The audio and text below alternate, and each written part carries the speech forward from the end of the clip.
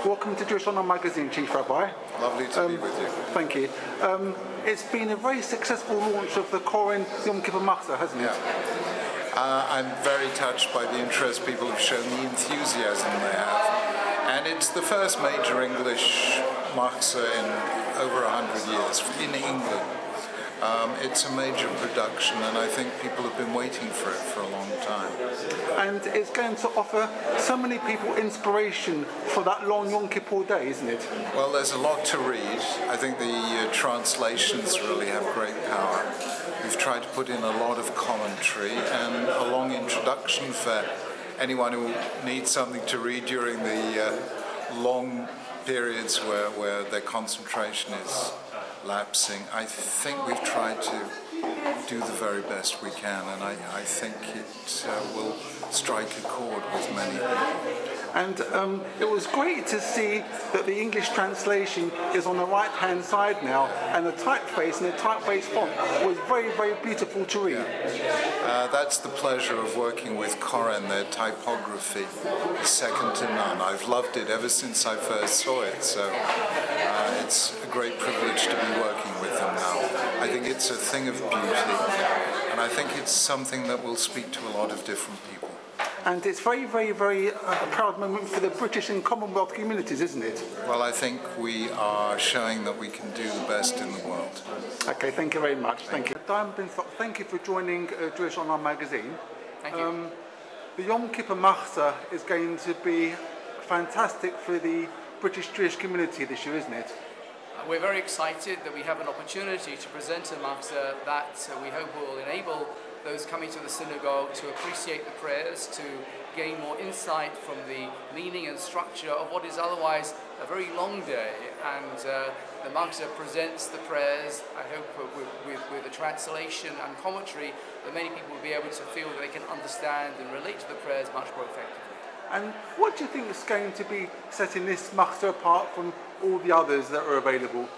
Well, the Machzor is written with the Chief Rabbi's commentary and translation, and the Chief Rabbi, as we know, is a brilliant stylist, and he's just made the prayers, I think, much more accessible for particularly the Anglo-Jewish reader. And in this Minhag Anglia version, we've of course tried to make sure that the way of prayer in England, which had certain particular characteristics, has been preserved. So I hope our United Synagogue worshippers and people out of London as well, who've been used to, say, the Routledge Machzor in its time, will appreciate this as a worthy successor to that project as well. And just seeing the Machzor very briefly, it was very, very, very refreshing to see the English translation on the right-hand side rather than the left-hand side. Well, this is a feature of Koren Publishing in their Sidurim and Machzorim with the translation, where as a result of having the Hebrew on the left-hand side in the English, you're able to see the English together with the Hebrew more easily. It makes for a more effective layout in that you've got the justification of the Hebrew and English coming together in the centre, which is very artistically, aesthetically pleasing. And also I noticed that the typeface was very nice size. Well, this is due to Koren Publishing, and they take a lot of care in wanting to ensure that the project and the product is going to be as pleasing as possible to the eye. And the Chief Rabbi's commentary is very, very innovative, isn't it? Absolutely. There is a very long introductory essay by the Chief Rabbi, and the commentary throughout the Machzor, I hope, will give people much to think about in the course of a long Yom Kippur day. That's great. Thank you very much indeed. My pleasure. Thank you. Mr. Ostro, thank you for joining Jewish Online Magazine.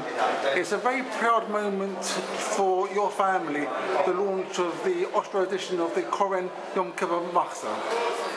It is, and it's a great privilege because for us as a family of survivors on both sides, my wife's family and my own, when you've seen that terrible destruction of that generation in the Shoah, you sometimes can feel despondent. And one of the things about Yom Kippur is it is a day of sadness in one sense, and introspection and reflection.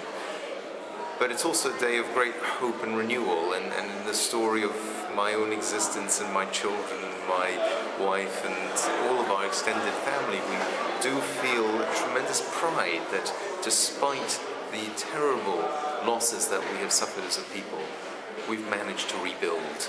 And in our existence, in our children's, and in the fact that the Chief and the Dayan, Binstock and others have put in the time and effort and energy to create something which will resonate with the younger generation, to rebuild again in terms of the liturgy, let alone, and I'm talking about a physical rebuilding and the renewal of our lives and the lives of grandchildren and great-children, but also a renewal of our traditions and making it relevant and contemporary. It is a fantastic and heartwarming feeling that we've experienced by being part of this very exciting project, and I'm delighted to see it come to its fruition. And your father, Alav Hashalom, must be singing from Shemayim, being very proud at the launch of this new Machzor.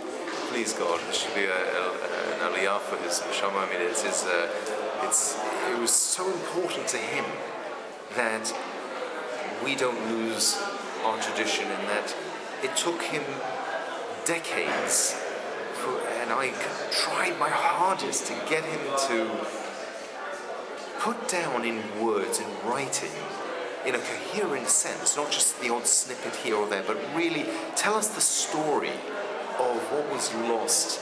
And he didn't want to do it. He said, nobody will understand. It was the Haim, the shtetl, the Ostro Rebbe, all these things. People won't get it.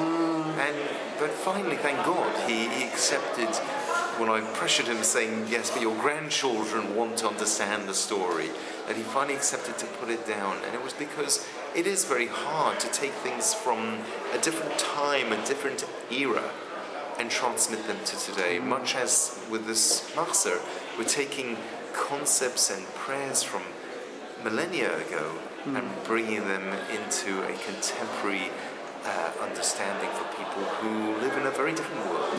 And I think that for him and for all of our family, it's something to be proud of, and I hope, as we all do, that they see from above what has been created, and that they, whatever the Nazis tried to do, they failed. And here we are, and every time we have another child, and every time we write another book, it's proof that we have succeeded and they have failed. And when people open the Ostro edition of the Koren Machzor on Yom Kippur, and they're going to be inspired by the Chief Rabbi's commentary, it will bring a tingle down the back of your spine, I'm sure.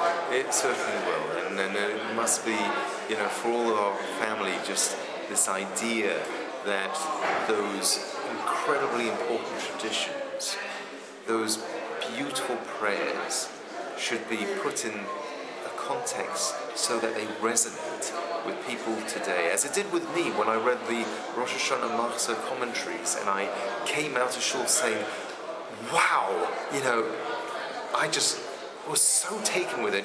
Could I participate in doing something like this, but perhaps for Yom Kippur? And thank God we had the opportunity to do so, and I feel very blessed. And big mazaltov to you. Thank you very much. Thank you.